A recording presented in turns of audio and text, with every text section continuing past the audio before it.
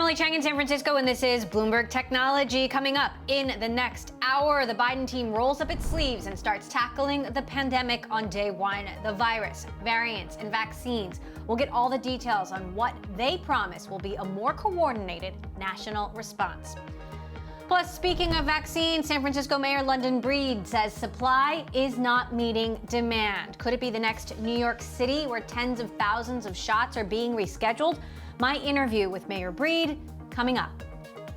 And it's one of Bloomberg Businessweek's list of top 50 companies to watch. Twilio is billed as the software every company needs to win in the digital world. The stock adding $40 billion in market value in the last year. We're going to speak to the CEO, Jeff Lawson.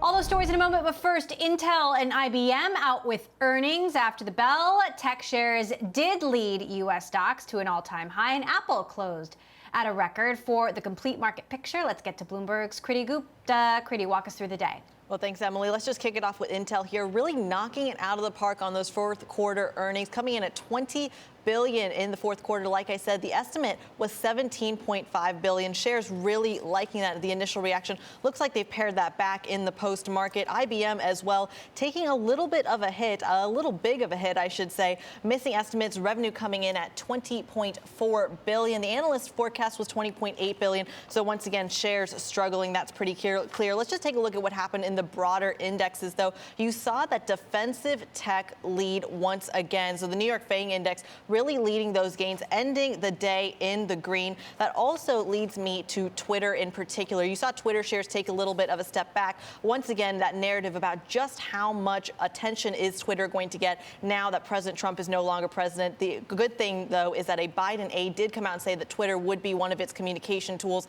So it did a little bit of an intraday spike there, but at the end of the day, not helping shares that much. An interesting caveat here is Airbnb really outperforming on a day when tech was clearly the story. You can see that its peers, TripAdvisor, Expedia, even Bookings.com not doing so well, in line with that pullback you saw in the airlines and the travel sector as well. Flip up the boards, and you'll actually see one of the major stories for today was Bitcoin taking a tumble after reports that it was actually being used as a double spend, essentially the same coin being used for two transactions, undermining the purpose and the safety of Bitcoin a little bit. You saw investors really sensitive to that story. And Emily, I want to really round it out, I should say, end this market check with the vaccine story. Eli Lilly's COVID-19 antibody therapy reducing nursing home residents' risk by as much as 80%, and shares really liking that news. Moderna also outperforming after its COVID vaccine study begins in Japan. Pfizer, on the other hand, flat on the session, but once again, this is pretty normal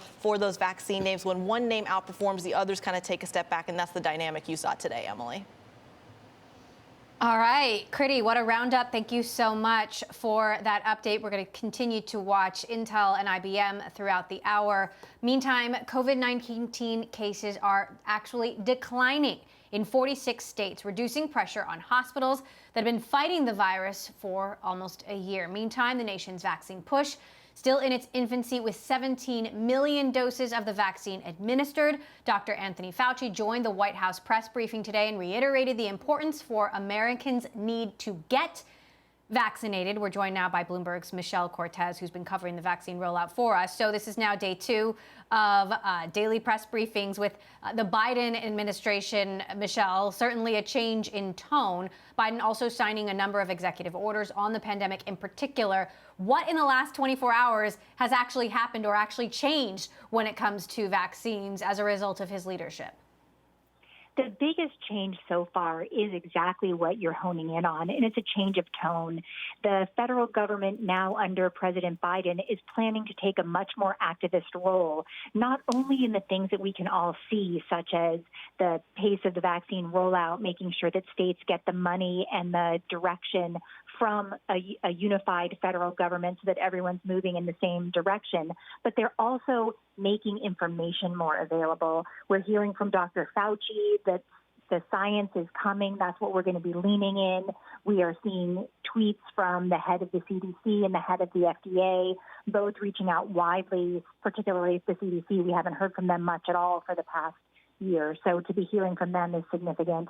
And also we're going to be getting dashboards that will be able to make it information available to the entire country in terms of how many vaccines are out there, where they're going, what kind of therapeutics we have, how often testing is happening. In many cases, we've been relying on news organizations, for example, the Bloomberg vaccine tracker, and really you want to have that coming from the CDC. So we're really getting this push from the federal government for a coordinated approach, for science to come first, for communication to open up. The Biden administration is not going to want to leave it to the states to do all of this themselves. They're giving the states money so that the states can get it done, but they're also trying to give American people information which should, help with the embrace of the vaccine process itself.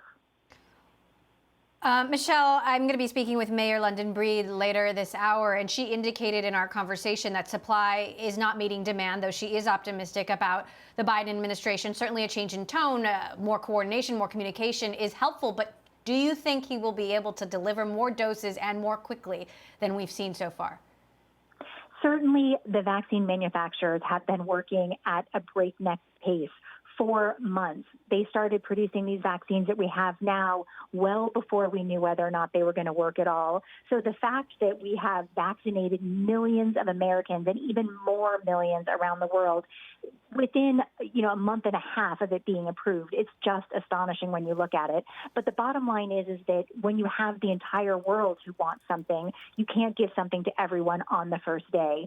So the authorization of the calling up of the Defense Production Act, that could help in certain cases where some of the situation is that we're having trouble with vaccinations because we don't have the needles, we don't have the vials, we don't have the plastic packaging. Also, the other thing that's going to help with this is we're expecting to get some data coming from Johnson & Johnson here in the next week or so. Dr. Fauci was talking about that today.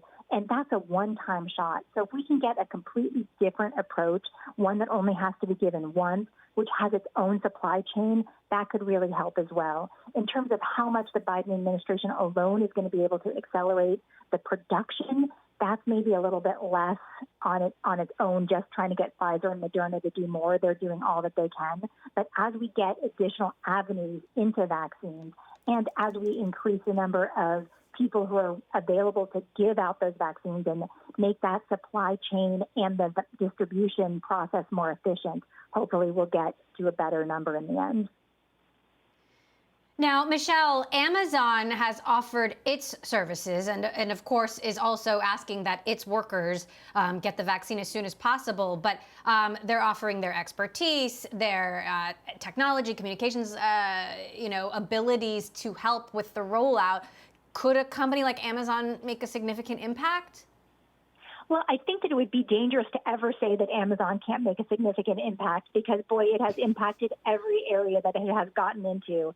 Certainly, although I would say with the exception of their effort into healthcare, where they haven't actually had that much of an impact yet and have actually had a couple of setbacks there, I would say that when it comes to healthcare, it is such an incredibly regulated area, and the challenges that are there are very unique. I don't know that Amazon has an awful lot of experience, for example, in cold chain distribution, and that's how this has to be rolled out. Also, the problems that we have seen when it comes to things like distribution haven't really been on the piece of that puzzle that Amazon would address. It's not so much that we're having trouble getting the vaccine from the production floor to the place where the vaccinations have to happen. It's more once that vaccine has been thawed or has it been transported at the right temperature itself. So those things are a little bit more individual challenges, not kind of corporate structure challenges that I think Amazon would be good at addressing. But again, I certainly don't want to rule out Amazon. Interesting. All right. Bloomberg's Michelle Cortez, thank you so much for giving us that update. Coming up next, more on Intel's earnings report, shares jumping after its upbeat forecast on demand for PC chips. Also, we know there's a big leadership change with Pat Gelsinger to become the new CEO. We'll have the latest next. This is Bloomberg.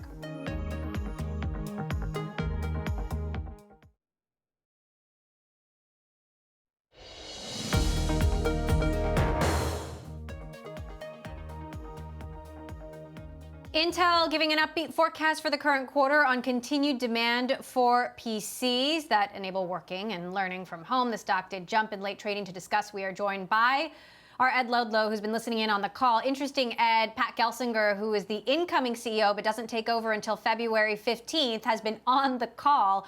What has he had to say so far?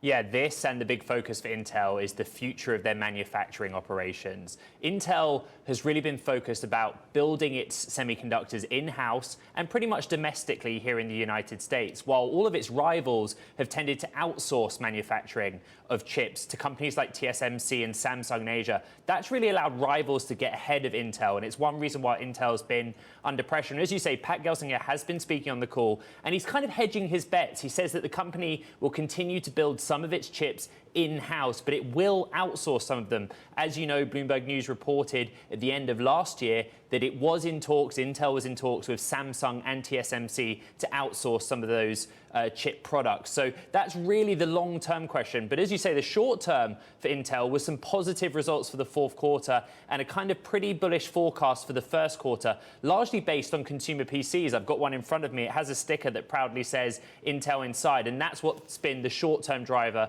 for the company. Ed, that said, Intel facing significant challenges with this movement from companies like Apple to make their own chips, Amazon making its own server chips, potentially Microsoft as well. How is Intel going to stand up to that kind of competitive threat? Yeah, the pressure on Intel coming from its own customers who are looking to develop chips in-house. And it really is a technological question. Both the chips themselves, it's seeing rivals like AMD, for example, just offer more competitive chips, but also on how they go about building their chips. Intel has fallen behind on a number of projects. The technology it actually uses to build the semiconductors has not been put into place quick enough, and that's where the pressure is coming. And that's what investors have been looking for with Pat Gelsinger. You know, Pat Gelsinger is a tech-focused guy throughout a 30-year career at Intel before he left in the early 2000s. That is what he did. He was a chip designer and engineer.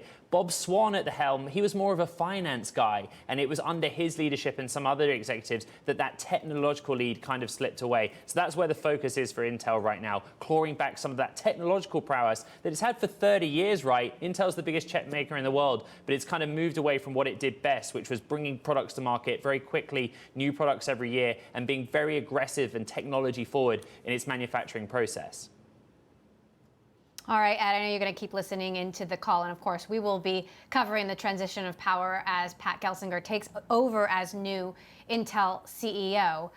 Meantime, coming up, a serial entrepreneur has some words of wisdom for businesses looking to compete in the digital economy. Whoever builds the best software wins. We will talk about that with Twilio co-founder and CEO Jeff Lawson. That's next. This is Bloomberg.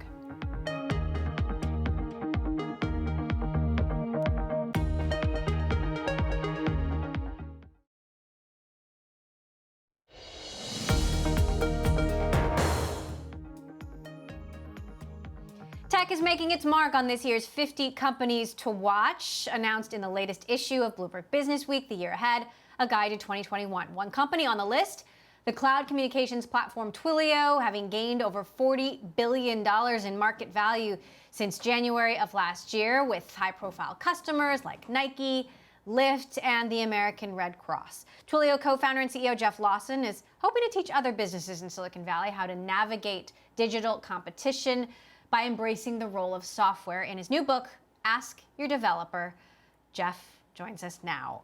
Jeff, the pandemic has been a reckoning for a lot of companies, and you think companies who can get software right win. Those who can't will become obsolete. What do you mean? I think the pandemic made even more apparent a trend that was already happening. Like 15 years ago, Mark Andreessen said, software is eating the world. And now here we are, the companies that are able to delight their customers in digital using iPhone apps and mobile apps and the web. Like those are the companies, when we do business with them, when they do really well, when they build great software that differentiates themselves in the eyes of their customers, those are the companies that are winning the hearts, the minds, and the wallets of customers. And those aren't just startups.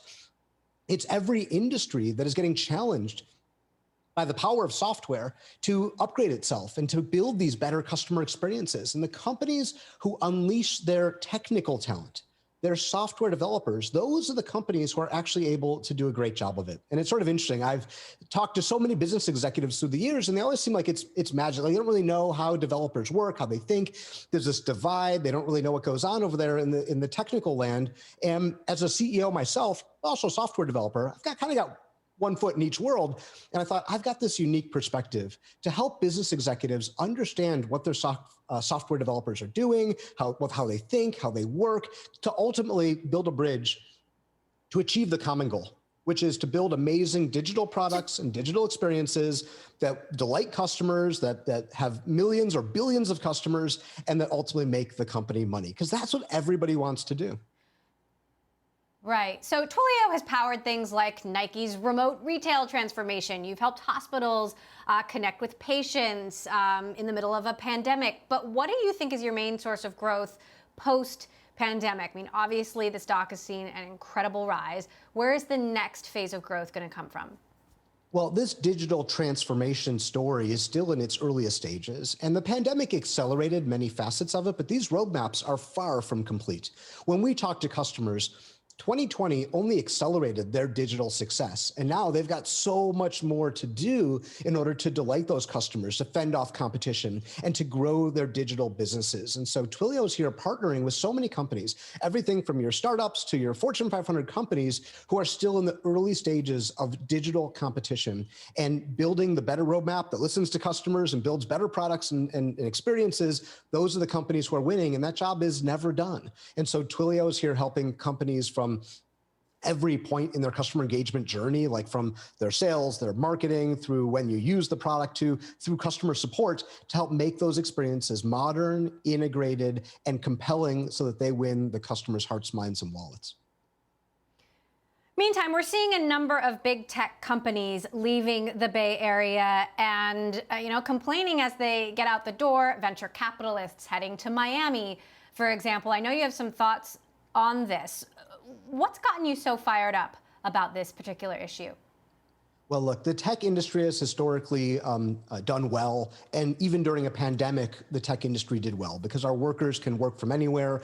Our products tend to be relevant to the world right now as so much of the world's workloads turned into digital ones. And so during a time like this, I think it's our opportunity to give back and to look around and say, how can we use our blessings as an industry, as individuals, as companies, to help our communities through this generationally difficult time that so many people in our communities are having? How do we give back?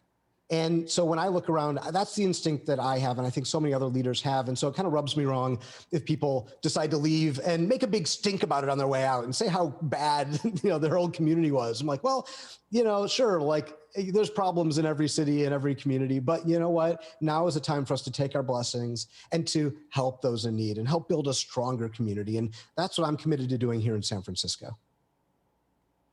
What does the help involve? I've spoken to a number of lawmakers. I just spoke with Mayor London Breed. You're going to hear that interview later in the show. And privately, a lot of these folks are saying there's so much money in San Francisco and in the Bay Area, but we can't fix the local pool or the swing at the park. How do we get these tech companies and people involved?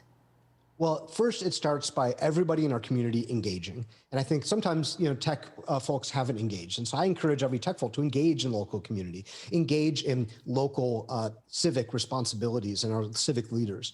And number two is, for our civic leaders, we need to stop this environment of division, right? We need to actually think we're one city, and we're struggling right now, no doubt about it. But we're one city. It's not tech versus not tech. It's all of us together building a stronger community that's going to emerge from this pandemic, having solved many of the problems that were exacerbated, whether it is homelessness, whether it's hunger, whether it is housing. We need a plan for how our community is going to emerge stronger through this. And that's what I think it's up to us all together to do, our civic leaders, companies, individuals, people who are in tech, people aren't in tech. Let's have one vision for where this city is going to go, and then let's execute on it with rigor to build the city that we know we can be. That includes a great industry that brings a lot of revenue into the city, that is people who aren't in tech, but a plurality of many other really important jobs. And let's all be able to live in this one city affordably and successfully, knowing that we are building an amazing city here in San Francisco. Twilio, along with Amazon, is one of the companies that dropped Parler as a customer. And I'm curious what you think now that we have a new administration, what you think about the deplatforming of Donald Trump and whether or not that was the right call. Certainly there are two sides to the story, and clearly big tech has a lot of power. Well, look, in a society, words matter. Actions matter. Like, there's norms for a reason. That's how we can all live together successfully. And enforcing those norms is kind of up to everybody in our society. And like, this is nothing new. In the offline world, we all understand that you can't walk into a crowded theater and yell fire. You can't walk into an ice cream parlor and start shouting racist epithets and expect to continue to be a customer of those establishments. Well, online businesses have those too. They're called terms of service and acceptable use policies, and companies are enforcing it. Basically, if it's illegal offline, it should be illegal online. It's kind of as simple as that. What's your outlook for the Biden administration and tech under it and the relationship between Washington and Silicon Valley? Well, I'm certainly hopeful that an administration that believes in science and is going to competently help us through these challenges of the pandemic, of the financial crisis, everything that's going on in our country. I'm optimistic about the ability for the Biden administration to help our country through this really darkest time in our country's history.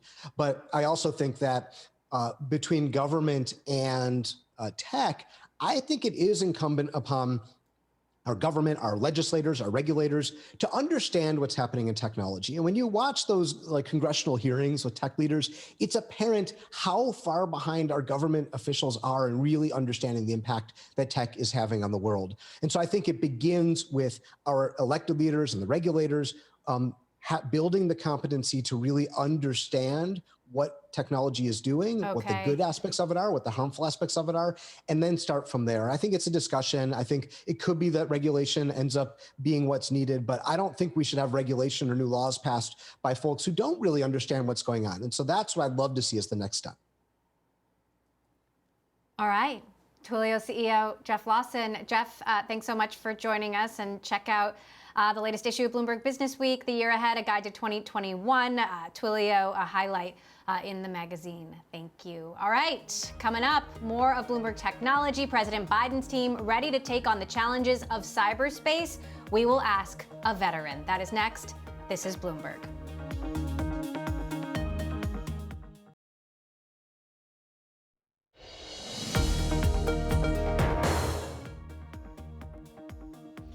Welcome back to Bloomberg Technology. I'm Emily Chang in San Francisco. President Biden is now tasked with confronting a series of cybersecurity challenges on top of other national concerns, like, of course, containing a pandemic, repairing a battered economy. Joining us now to discuss what the biggest threats his administration is likely to face in cyberspace are General Keith Alexander, founder and co-CEO of IronNet Cybersecurity, who is also the former director of the National Security Agency. General Alexander, good to have you back here on the show. So my first question is, where did the Trump administration leave cyberspace, and what is the Biden administration walking into?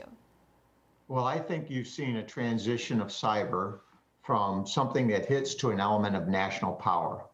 And as such, the Biden administration now is faced with how do we prepare a nation for something that others can use against us as an element of warfare. I think what you saw in SolarWinds clearly shows that the threat is big. What the Russians did there in terms of stealing information, let's call it espionage, showed the scale, 18,000 companies that they actually implanted with the first stage. This is a huge capability that they demonstrated. Imagine what they did in 2017 to the Ukraine with destructive malware going after the Ukrainian tax authority with that ME-DOC exploit and attack. That wiped that out and went global, caused billions of dollars in damage. Imagine if this had been a destructive attack. We're not ready for it. So that's one of the key things the president has to pick up. I think he's getting a good team. I think he's got the right players. It's interesting. I know a lot of them from my time in government. So I think he's picking a very good team to take this on. Paint the picture of what a destructive attack would look like. So the destructive attack, you can see what hit Maersk and FedEx. A destructive attack came and dropped down and destroyed the data on on tens of thousands of systems. That means those computers could no longer operate. They turn them on, it's just a blue screen. They would have to be physically rebooted, each one of those. In that regard, now look at that across 18,000 companies. That type of attack across that would have spread mayhem for our government and for industry. So that's one type of attack. That's a destructive attack. How do we now start to lay out the rules of the road for cyber? What's acceptable behavior and what is not? I think that's one of the things the president is going to need to take on. He's going to have to talk to our European allies, our allies in the Pacific, and really look at what we will and will not accept and what are we going to do about it. I think he would be reluctant to put red lines because that gives you no flexibility in response, but he's going to have to prepare for it. Many people ask me this question, should we respond? My answer, not until you fix the defense. And we're not ready today to defend this country in cyber. As a consequence, the president has added to all the other issues he's got. This is a huge issue. And we're talking about solar winds and nation state attacks. Remember, we also have all these ransomware attacks hitting hospitals, hitting schools, hitting other companies. Tremendous impact on the economy. So we have a big problem in cyber. He's hiring some great folks, but this problem is something that we've got to address as a nation. The public and private sector have to work together to address this problem.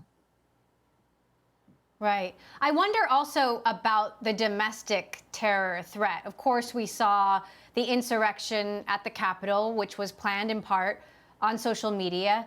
What is your assessment of what happened there?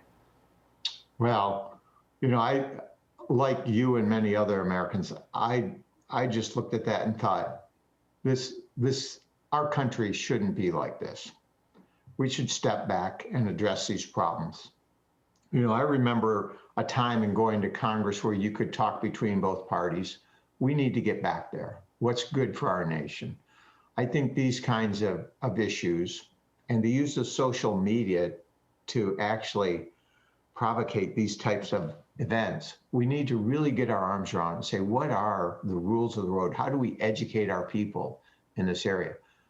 I was really disappointed, and that's probably the best thing I can say on television with what happened. I think it was wrong. Do you think that we need to be concerned about a domestic threat in cyberspace, or is it really the foreign threats that worry you the most? It's the foreign threats that worry me the most. I think on the domestic space, it's how do we get our country back together?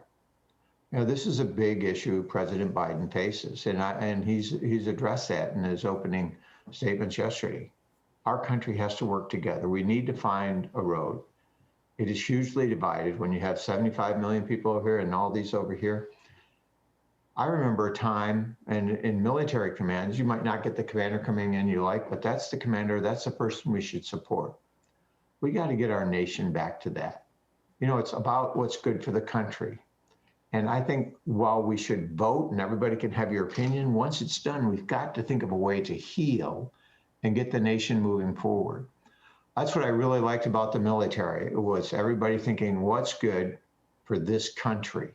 That's what we really need to get back to. What's good for our nation and how do we work together? And how do we compromise to get there? So you are talking about public and private partnerships. Amazon, for example, has just offered to help with vaccine distribution. There is, of course, a line because you don't want companies having back doors that the government has access to. What's your advice to the Biden team about how to best confront these threats over the next 4 years? It's interesting. I saw a joke that my wife got, and it said if Amazon was asked to do the vaccines, they'd have it done in a week. If you had Amazon Prime, it'd be done by Wednesday. So I think the government should look at all the methods possible of getting the vaccine out there. What's the best way for our nation? Let's get this done. That saves lives. We should do it. We should break down barriers and say, how can we get this out there? I would take every means possible. I would reach out to industry, get the best advice from some of these leaders. As they are in creating the vaccines, we ought to be the same in administering them. How do we use the Walgreens and all these others to do it, to document and get it out there? I think we've got to mobilize the country to take this on. Right. All right, General Keith Alexander, we could talk for hours about this. Good to have you back on the show, founder and co-CEO of IronNet Cybersecurity. Thank you so much for joining us. I hope to have you back. Well, Twitter has locked out the official account of the Chinese embassy to the United States after a post that defended the Beijing government's policies in the western region of Xinjiang, where critics say China is engaged in forced sterilization of minority Uyghur women. The tweet, which said Uyghur women were no longer, quote, baby-making machines, was shared on January 7th, removed by Twitter 24 hours later. For more, I want to bring in Bloomberg's Kurt Wagner, who, of course, covers Twitter for us. What exactly happened here, Kurt?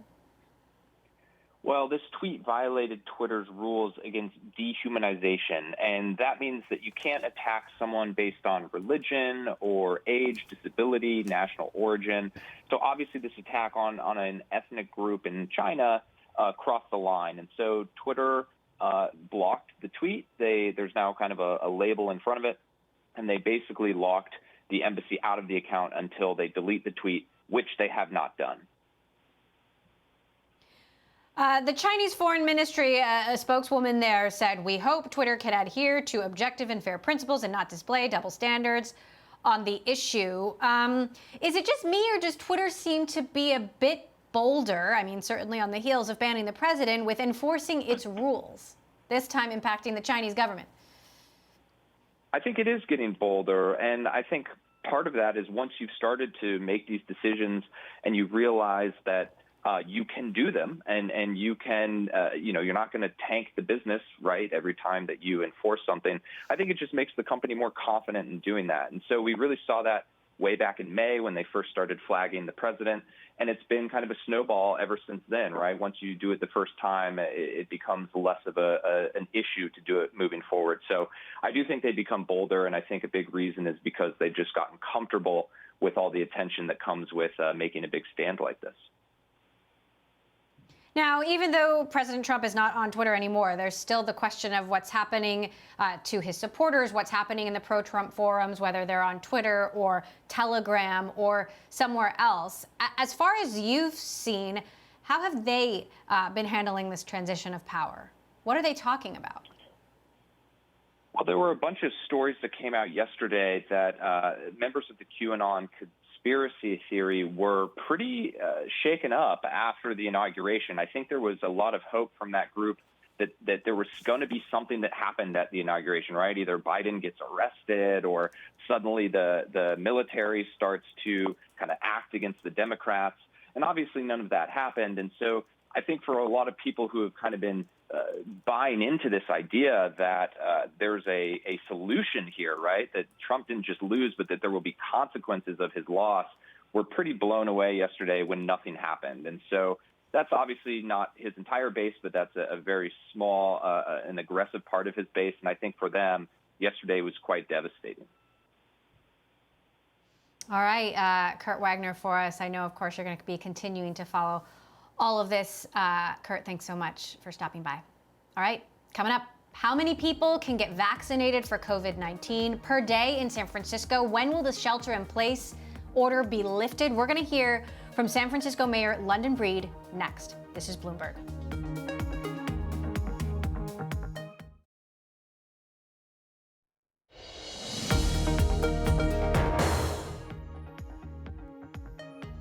President Biden has unveiled a national strategy to combat COVID-19, saying the pandemic is likely to claim another 100,000 lives over the next month. I spoke to San Francisco Mayor London Breed earlier to hear her biggest concerns about the ongoing outbreak and whether the city will face a major issue in vaccination supply like New York City. Take a listen. My biggest concern is that, in San Francisco, even though we have a very low death rate, we still see over 300 cases per day on average. And I think people are just kind of tired of COVID. and want to get back together again, understandably so. People want to open their businesses. And so I just think people have had enough. But the fact is, we're still not in a good place. We still have more hospitalizations than we have since the beginning of this pandemic. We still are seeing people who are dying, even though San Francisco has been doing better than most major cities, and we still see new cases. And so my biggest concern, of course, is that people are tired of it and making decisions to get back together and avoid the recommendations that we make around large gatherings. Now, there was some concern about San Francisco being on the verge of running out of the vaccine, given that big Moderna batch in California that was put on pause as a result of some allergic reactions. That batch has now been cleared. So I understand supply isn't a concern right now, but there still is inconsistent supply we're seeing across the country. What has been the biggest challenge in the vaccine rollout so far? I mean, could San Francisco, for example, ever have to cancel or postpone appointments like New York has had to do? Well, the biggest challenge, of course, is getting enough vaccinations, right?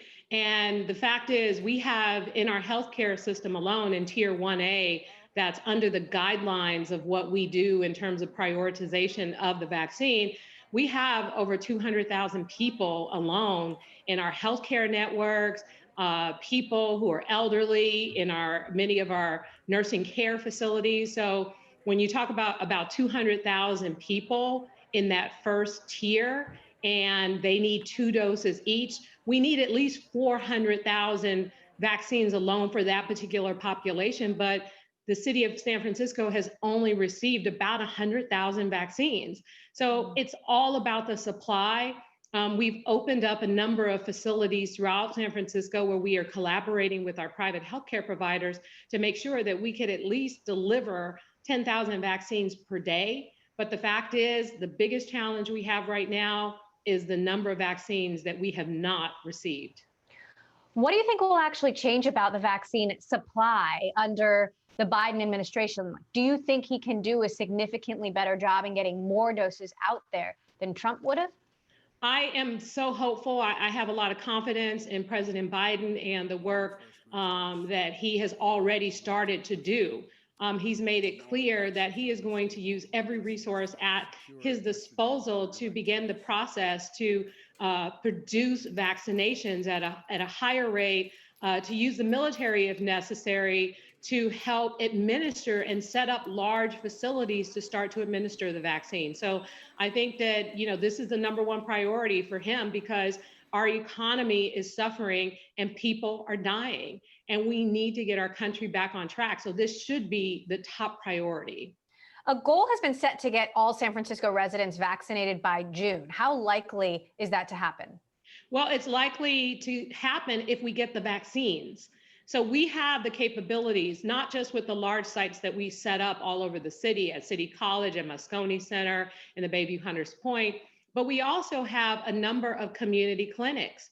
We're also working with CVS and Safeway and Walgreens. Walgreens actually helped us vaccinate the employees and the patients at Laguna Honda Hospital. We had over 700 patients at Laguna Honda Hospital. Everyone has been vaccinated that has agreed to a vaccination. And so I think that it's really a matter of getting the vaccines. If we get the vaccines and we're able to do 10,000 plus vaccines a day, that goal will definitely be met.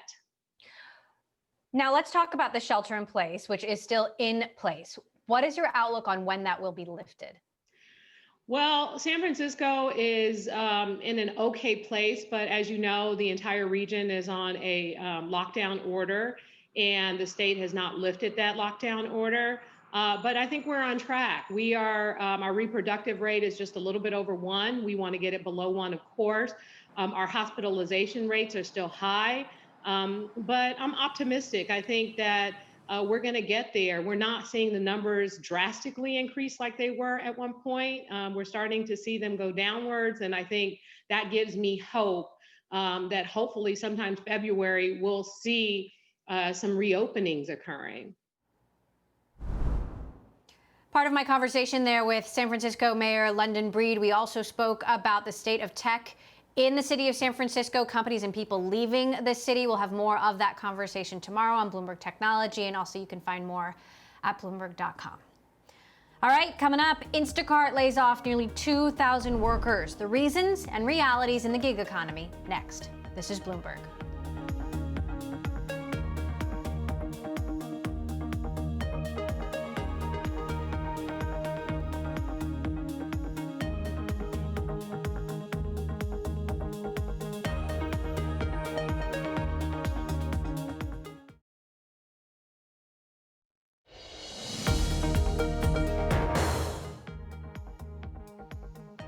Instacart is cutting about 1,900 employee jobs, including 10 workers who recently formed a union.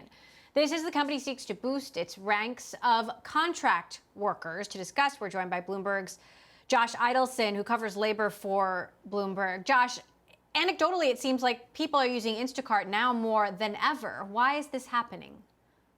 Instacart's overall workforce, in fact, has ballooned. We're talking about more than 500,000 Instacart workers who the company calls independent contractors. Those are workers that are not protected by the same minimum wage and other legal protections. In contrast, Instacart's smaller group of employees who it is able to manage and control and train more actively while following the law, that group is shrinking. So these 1,900 or so workers who are among less than 10,000 in-store frontline employees, according to the union, that were on Instacart's direct payroll, that means there's now significantly fewer direct Instacart employees, and they are an even smaller percentage of the company's overall workforce.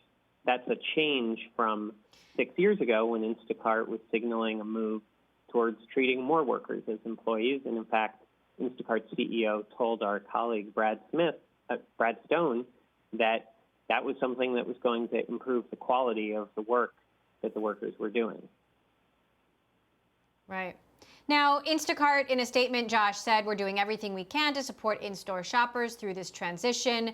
This includes transferring impacted shoppers to other retailer locations where we have Instacart in-store shopper roles open, working closely with our retail partners to hire impacted shoppers for roles they're looking to fill, providing shoppers with transition assistance as they explore new work opportunities. They're also giving separation packages depending on their tenure with the company.